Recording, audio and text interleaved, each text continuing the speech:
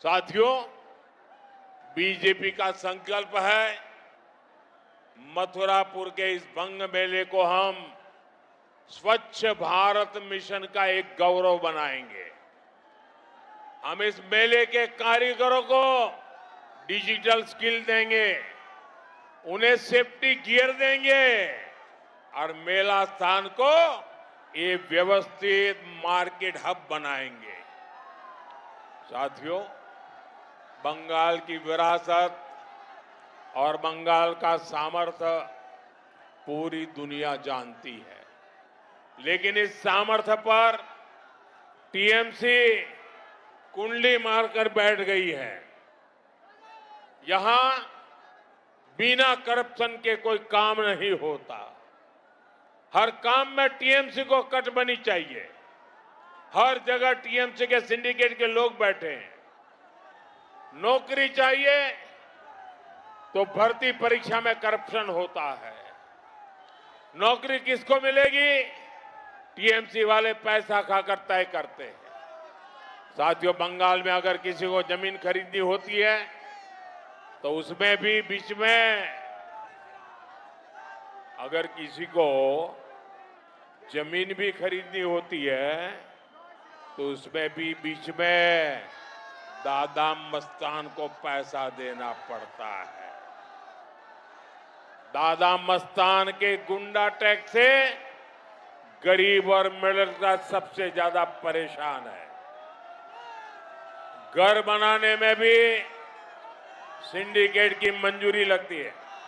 दोस्तों, अब आगे जगह नहीं है। आप जहां हैं वहीं रुकिए। आपका ये प्यार, आपके आशीर्वाद, ये मेरी बहुत बड़ी पूंजी है। आप आगे जगह नहीं है, कहां जाओगे? प्लीज जहां है वहां से मुझे सुनिए। आपका प्यार, आपके आशीर्वाद, ये मेरे सर आंखों पर है। साथियों, राशन लेना हो तो भी कटमनी देनी पड़ती है। यहां तक कि खेत में किसान मेहनत करता है, पसीना बहाता है, लेकिन मथुरापुर मंडी में टीएमसी का सिंडिकेट बैठा है, वहां उसको कटमनी देनी पड़ती है। भाइयों बहनों, 15 साल के इस सिंडिकेट सिस्टम की एक्सपायरी डेट आ गई है। वो एक्सपायरी डेट आप लिख करके रखिए। वो तारीख है 4 मई। मैं टीएमसी के गुंडों से भी कहना चाहता हूं, 4 मई ये टीएमसी के सिंडिकेट और महाजंगल राज की एक्सपायरी डेट है। 4 मई के बाद इस लूट का पूरा हिसाब होगा और काटमानिर खेला चोलबेना, काटमानिर खेला, काटमानिर खेला, माफियादेर मेला, माफियादेर मेला। साथियों, मथुरापुर और ये क्षेत्र समुद्र किनारे बसा है।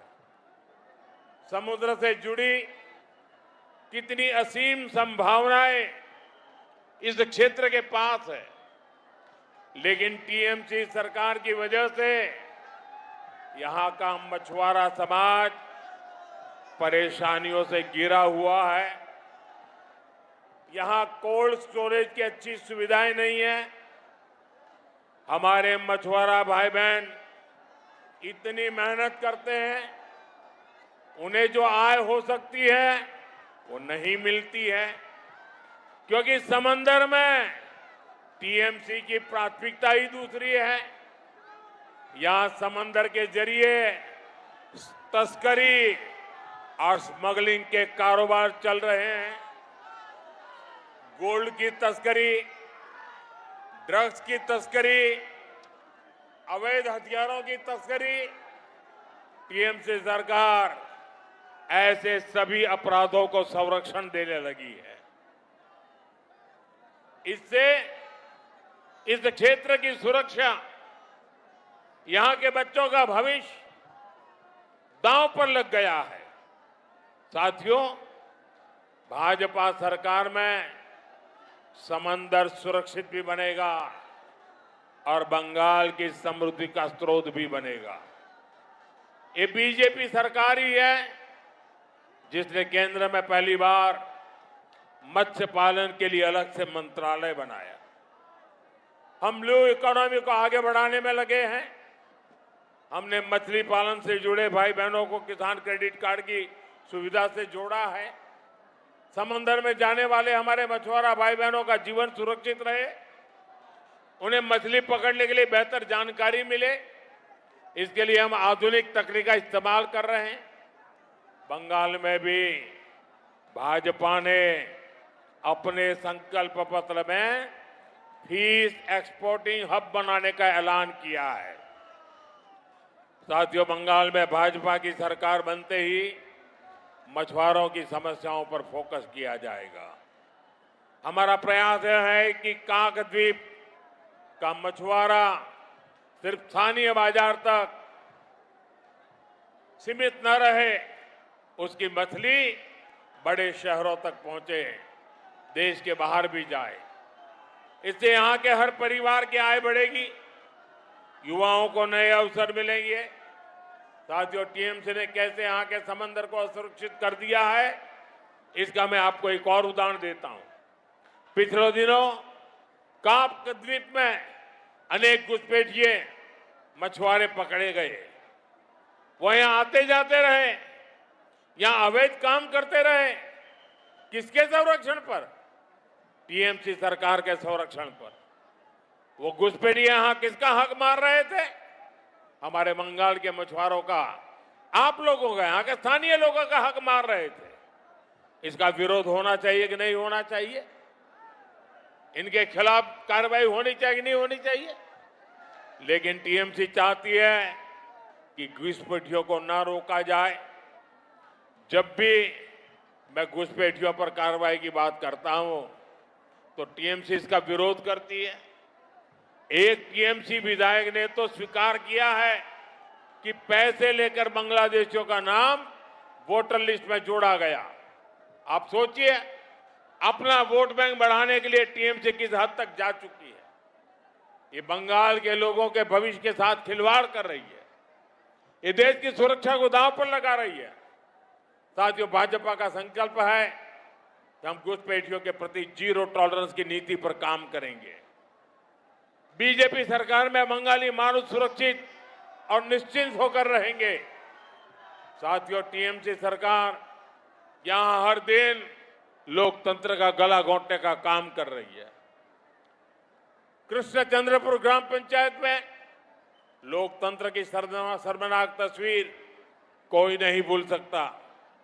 जनता ने जिन्हें चुनकर भेजा, उन विजयी प्रत्याशियों को क्या मिला? उन्हें विकास का मौका नहीं मिला, उन्हें अपहरण का अभिशाप मिला। क्यों? क्योंकि वे सत्ता के दबाव में झुकने को तैयार नहीं थे।